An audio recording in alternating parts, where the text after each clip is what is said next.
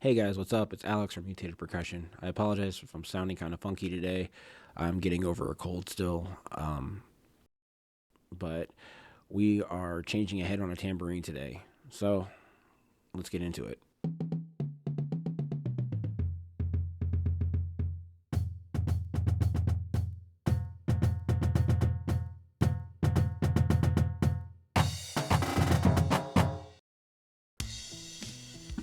Okay, so this is everything you're really going to need right here. I got some hose clamps kind of daisy chained together there. Now, normally in these kits, they come with a rubber band, as you can see off to the left with the instructions. We're actually not going to use those rubber bands, either of them, because they're really hard to put on, and it's honestly just easier to use the hose clamps because you can get it on there easier. They don't pop off or anything like that. You also need some wood glue and this little prying tool here. Okay, so first thing we're gonna do, we're in our sink room here at the shop, and I'm filling up this little tub here with warm water.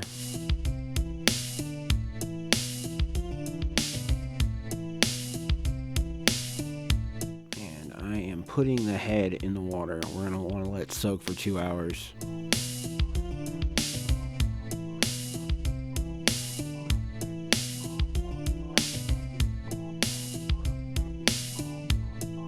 It's hard to lay the head out with one hand and hold the phone with the other hand and film.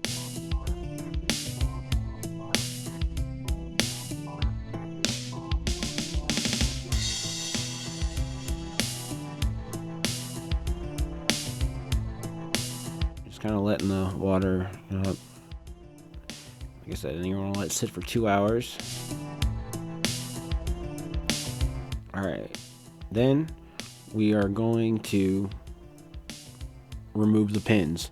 In this case, there are pins on this tambourine.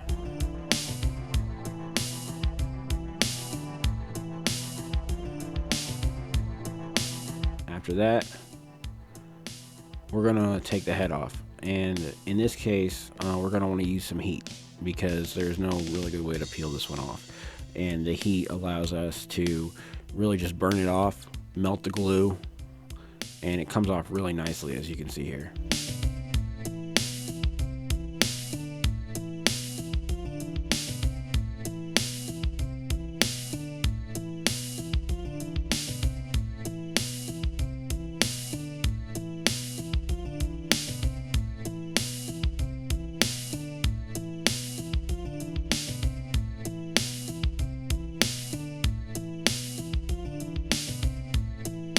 Then just peel it off.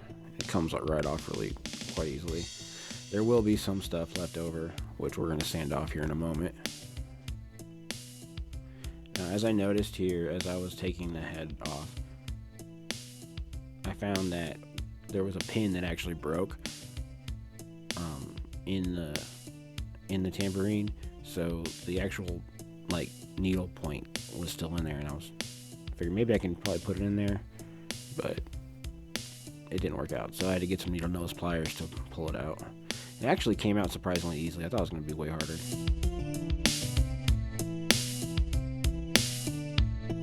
Alright, so now we're just going to sand off anything that remains, any glue, old glue, or any remnants of the head that was on there previously. We're going to sand off as much of that as possible.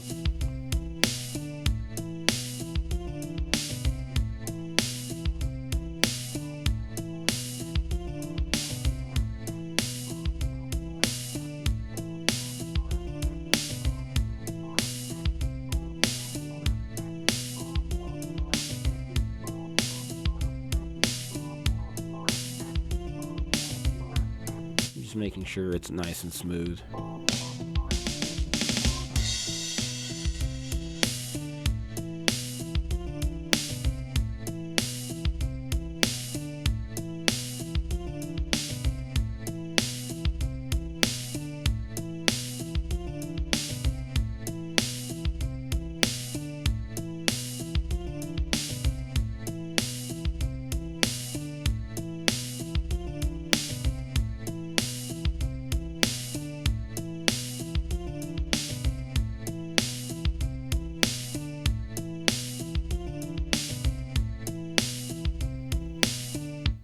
Now, while you're working on everything, it's good to go back in and check on the head. As you can see, it kind of moved a bit.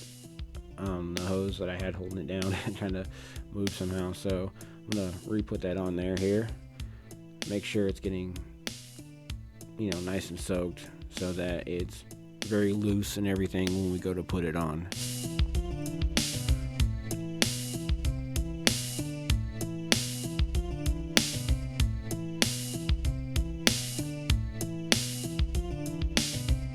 Roughly 1 hour and a half later.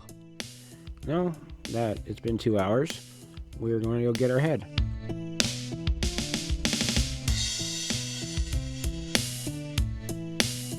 Alright, go ahead and just drain the water there. Pick it up. It's going to be really drippy. And we're going to just take it back over to the bench, lay it down on a towel, and dry it off.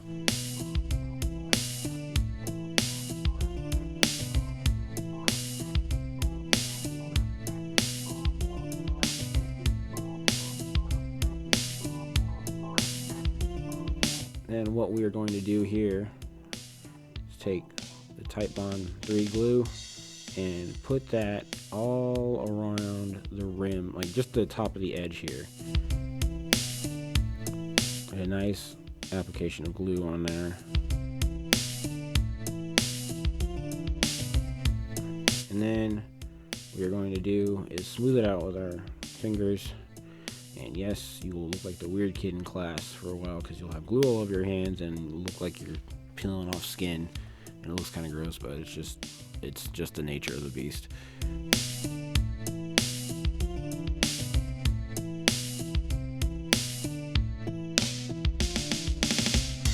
Just want to make sure you get it nice and around the edge there.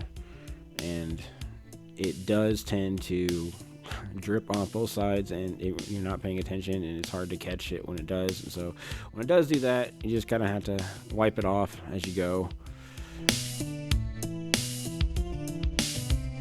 And yeah, it does get everywhere on your hands. So then once that's done, you're gonna grab your head and you're gonna put that on there as center as possible. Then we're gonna grab those the hose clamps I was telling you about before and just put that on there. And I've kind of got mine pretty well set from doing other heads and everything.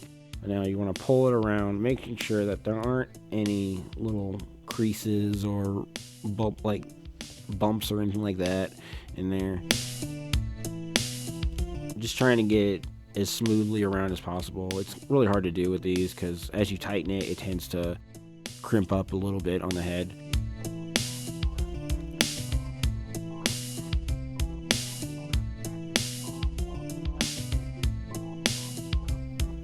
Just want to make sure, try and get it as smooth and flat as possible.